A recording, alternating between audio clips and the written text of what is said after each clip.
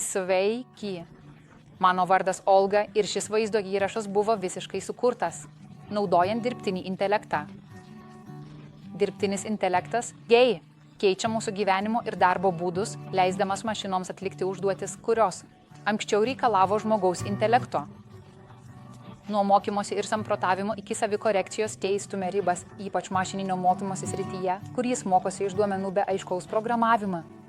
GEI daro įtaką įvairiose pramonės šakose, tokiose kaip sveikatos priežiūra, diagnozuojant ligas, personalizuojant gydymo planus ir valdant medicininius duomenis. Finansai, automatizuojant prekybą, valdant rizikas ir užkertant kelią sukčiavimui. Automobiliai, kuriant autonominius transporto priemonės ir vairuotojo pagalbos sistemas. Kai GEI vystosi, etiniai ir teisiniai aspektai tampa itin svarbus, ypač tokiose srityse kaip privatumas, saugumas ir atsakomybė už mašinų sprendimus. Svarbu sukurti stiprius reguliavimo pagrindus, kad būtų užtikrintas saugus ir efektyvus GEI naudojimas visuomenės labui. Susisiekite su Crofdi komanda, kad rastumėte paprastą sprendimą, kuris galėtų integruoti GEI į jūsų kasdienės verslo veiklas.